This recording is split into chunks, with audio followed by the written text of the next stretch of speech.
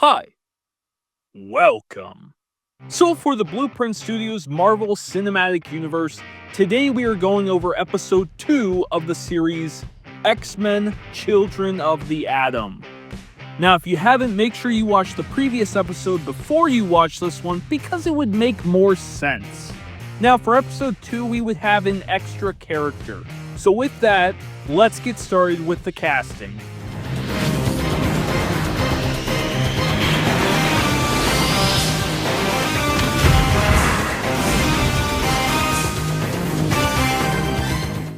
In this episode, we would be introduced to Senator Robert Kelly, and I would cast Ed Harris, because Harris has the intensity, conviction, and moral ambiguity to make Kelly believable rather than caricatured.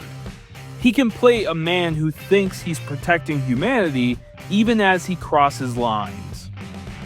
And now, with that taken care of, let's dive right into episode 2, titled Children of the Atom.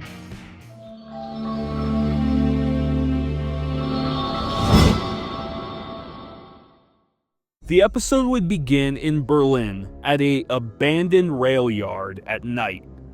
Cold wind, metal creaks. Eric Lenscher kneels before a caged mutant girl, whose hands are cuffed with iron bands. "What's your name?" "Myra." He closes his eyes, the cuffs groan and shatter. "No child should live in chains." A spotlight cuts through the fog, police shouting in German. Eric lifts a hand. The spotlight's metal housing twists, imploding on itself.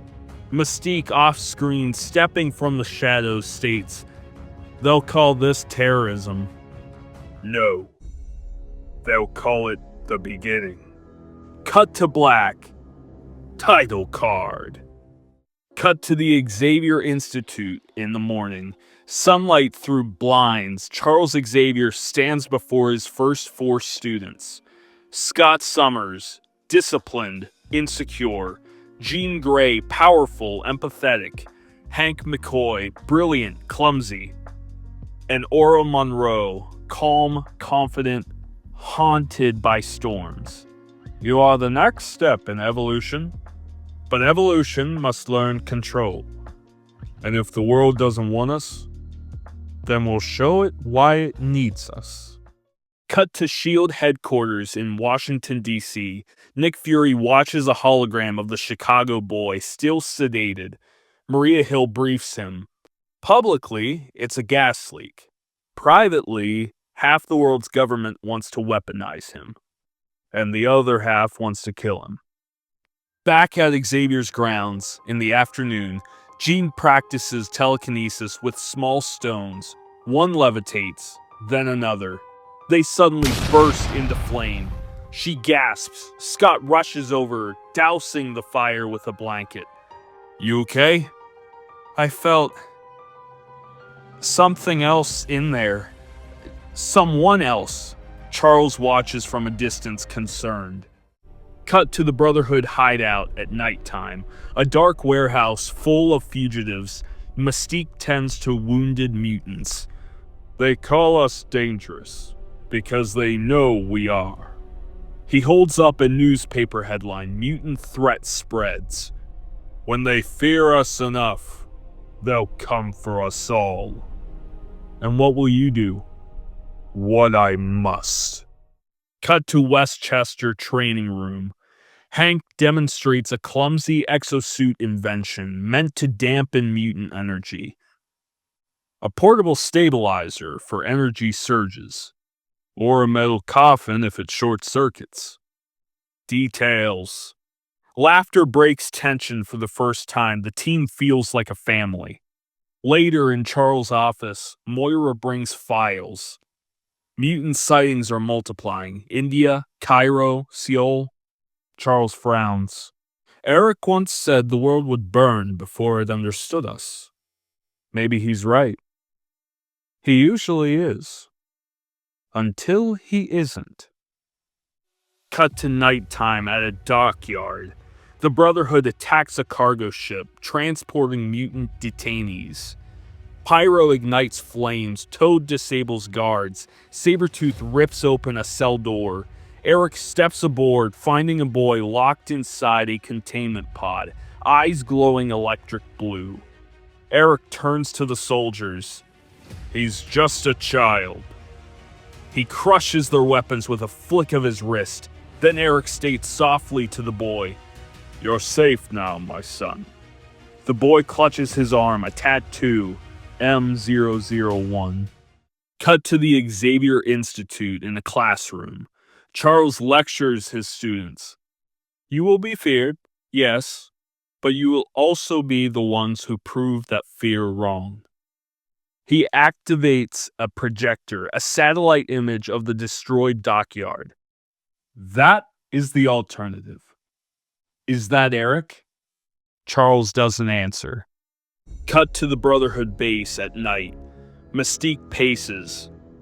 "You're turning children into soldiers." "No, I'm turning victims into survivors." He gestures to the rescued mutants training under Sabretooth.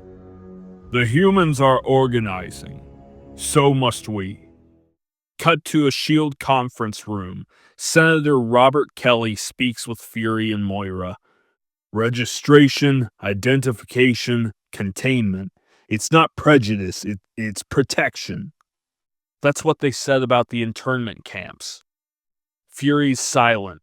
He knows she's right, but the world's changing too fast. Cut to the Xavier Institute. Jean tosses in her bed. Visions of fire and destruction flood her mind. She sees a shadowed figure whispering, "Let go." She wakes screaming. Charles rushes in, placing a hand to her temple. Inside her mind, a crimson bird of flame flickers before fading. Charles pulls back shaken. "Not yet. Please, not yet." Cut to downtown Boston the next day. Peaceful protest, anti-mutant signs everywhere. Moira and Charles observe from a distance. A rock flies, police panic. A hidden Brotherhood agent uses magnetic powers to throw vehicles into the crowd. Pandemonium. Charles calls telepathically, "Scott, Jean, now!" The students arrive trying to save civilians. Scott uses his visor to cut through debris. Storm creates a shield of wind. Jean levitates a bus to safety. But someone films it. Headline later reads, "Mutants terrorize Boston." Cut to Charles' office later that night. The team watches the footage replay. Scott's furious. "We saved those people." "Perception shapes reality, Scott, and reality shapes war." He looks out the window, rain falling. "We may have just lost it." Cut to the Brotherhood hideout. Eric watches the same footage. "Do you see it, Raven?" "I see chaos." "I see opportunity." He smiles faintly. In Xavier's Institute later that night, Charles sits in his wheelchair outside, lost in thought. If you don't stop him, someone will. Charles closes his eyes. He's already too far ahead. Cut to Genosha Island. Nighttime. Eric stands before the mutants he's rescued. Raven at his side. "We are the future, and they are the past." Lighting illuminates his face. He raises his arms, bending the steel debris into a monumental symbol of the Brotherhood. "Welcome home, my brothers and sisters." Cut to black.